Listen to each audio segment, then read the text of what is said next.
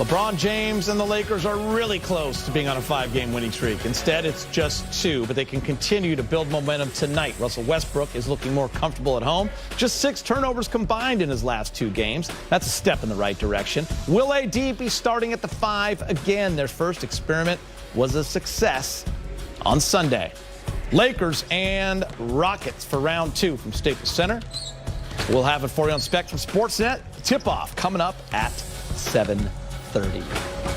Hello and welcome to Access Sportsnet Lakers, brought to you by your Southern California Toyota dealers. I'm Chris McGee, the Hall of Famers, Big Game James Worthy. We got Allie, we got Brez. You're going to hear from Trudell, and making his first start of the season, the GM and head coach of the Los Angeles Sparks, 5-time champion, Big Game James. Oh, yes. Derek Fisher. Isn't it easy? What's up, guys and ladies? How we doing, buddy? How goes it? Everything's good, man. Everything's Thankfully. good? Yeah, family's good, healthy. No complaints, man. Good to be back here. Great to see the group. Big Game, if you could have bet Fish would look good, you would have bet yes. Because you just know it's a lock. Locked in. Lock it up. Fish with a nice suit on to start off the year. All right, the Lakers, with their first easy win of the season on Sunday night. They really have been in some battles. The Lakers' big 4, they came to play. Carmelo Anthony, we're going to talk about him later on in the show. 5 of 8 from 3. Russell Westbrook, close to a triple-double, 28 and 9. AD, 16 and 13, the double-double. And LeBron, 15, 7, and 8. Fish, I do want to start with you. I know it's early in the season. You've been busy. But what's the early season kind of takeaway from D-Fish? Yeah, I mean, not surprised with the inconsistencies that we've seen so far. There have been moments where, you know, it looks like a team that can become that championship caliber team that we assume they will be at the beginning of the season. And then there have been moments where it's leaving you wondering, will this team be able to actually reach that level? You know, I think we have to remain patient, though, overall. Defense is now the harder aspect of the game to get everybody on the same page with in the NBA compared to offense. Offense, when you have the talent that the Lakers have, you can put the ball in anybody's hands to get 2 points. But what you cannot do is have anybody on the court to stop the other team from scoring 2 or 3 points. And that's what this Lakers team is still figuring out. The coaching staff has a tough job ahead to figure out that balance. THT and Ariza being out complicates that situation a little bit, because the glue guys are what this is really going to ultimately come down to, how those guys perform around Russ, AD, and LeBron. When you and I were talking earlier when you first came and you had mentioned Ariza's name, it just kind of hit me that the one thing that they have been lacking, we've been talking so much about, is that kind of wing defender. They have one, he just hasn't played, and he's not going to play, but he's kind of been forgotten a little bit. So I'm glad you brought up that name. Still some youth as well, THT. Kendrick Nunn. We have not seen those guys in the regular season. Right, James? Yeah, and I think, you know, we've yet to see, you know, the coaching staff utilize, you know, all his weapons. I mean, we know Tucker is going to be vital. We think of Nunn as a good offensive guy that can create, but his strength upper body, he's a really good defensive player, too. So when you think of what they lost, as Fish was noting, the defense is where you're going to get the energy that's going to flow into the offense. But when you lose guys like Pope and Schroeder and Caruso and Kuz, you lose like a big part of that. A lot of defensive guys right there. And so that's what they're still trying to figure out, why they're not on that string yet. How important is it, James? And I know listen, when we looked at those first 10 games, which we did a lot in the preseason, a very favorable schedule. So it's a little disappointing that they're 4-3. We all know why. They let one slip away. How important is it to not overlook the Rockets tonight? A game that you know you should win. Well, until they knocked the rust off, you know, we saw what happened in OKC, which OKC, they can beat teams if you don't respect them or, you know, take them seriously for 4 quarters.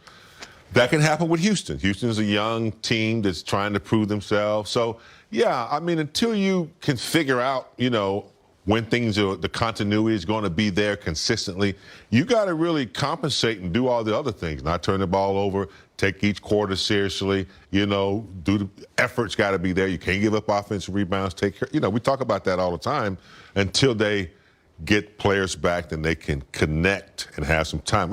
You know, I figure if they could get it together by Christmas or January, I'd be like, okay, I'm good with that. Yeah, that's always the time of year that even for teams that have been together for a while, when you're a veteran basketball team, Christmas is around that time of year that you start to realize what version of our team is here now. Yeah. Are we playing at the level we're capable of at this point in the season? And do we have more room to grow? This team clearly has a lot of room to grow between now, Thanksgiving, and then Christmas. But arguably, they're going to be playing their best basketball later in the season, closer to All-Star break, into March. Yeah. And if that is the case, they will be able to accomplish the things that a lot of people believed before the season started. All right, Lakers and Rockets will tip off at 7:30 right here on Spectrum Sportsnet. For more on tonight's matchup, let's get you live to Staples Center. Lakers reporter Mike Trudell standing by with more. Mike? What's happening? Hey, Fish. Mikey T. See you, man. What's up, brother? Been too long. I'm a little bit more focused, okay? Just having you in the studio as opposed to Big Shot. So that's good. I'm on top of it. Yeah. There's just something about it. I don't know what it is. Anyway, with Frank Vogel. So, Gitter, you know the drill lately, right? It's been trying to figure out who's in, who's out. And thankfully, I think it's about the same as what it was last game. But let's still hear that in Frank's words to start the presser a couple moments ago. Wayne is still in the same place. Practice with the G League yesterday. Everything went well. Pretty sore today, so I probably won't play him, but it'll be a uniform. LeBron's going to be a game-time decision. Anthony's in. Dwight is out. And I think that's everybody. Do you expect to start the same way you did last game, Frank? Yes.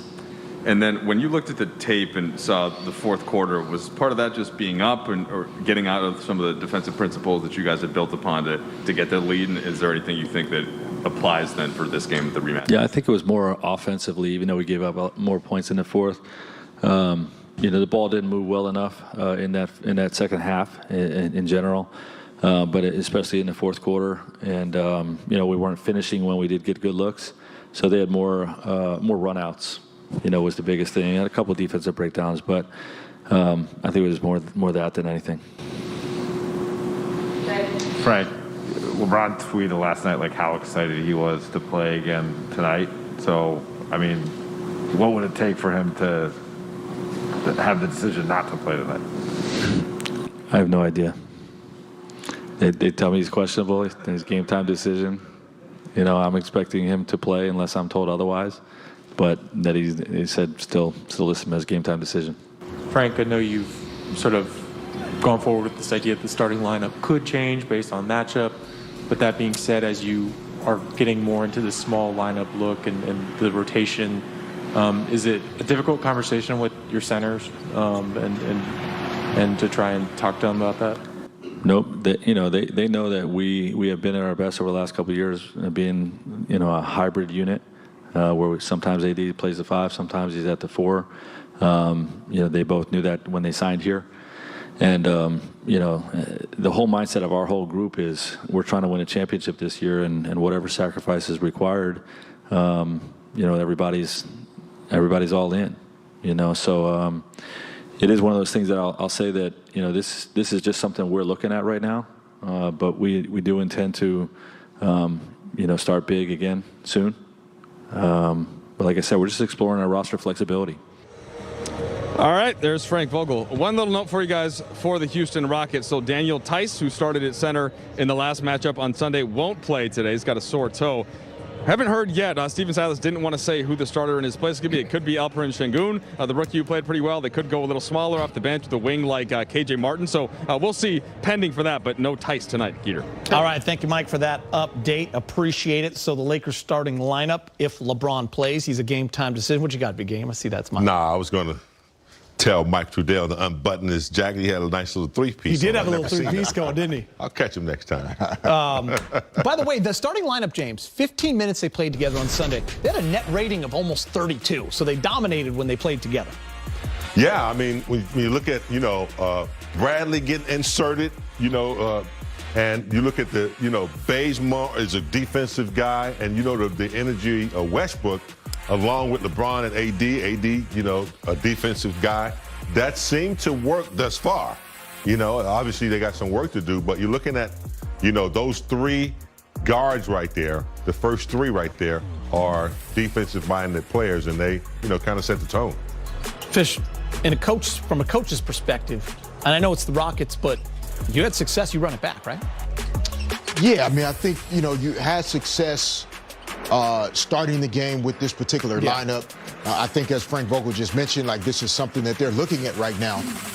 They're evaluating all sorts of situations, lineups, big lineup, small lineup. And so this is going to be good for him to have in the bank as a staff, how his team looks when they're small and AD's at the 5. Yeah, and it makes sense with Dwight missing another game because of neck stiffness to go with this. All right, we're taking you to tip off between the Lakers and Rockets at 7:30. It's a long season, so no reason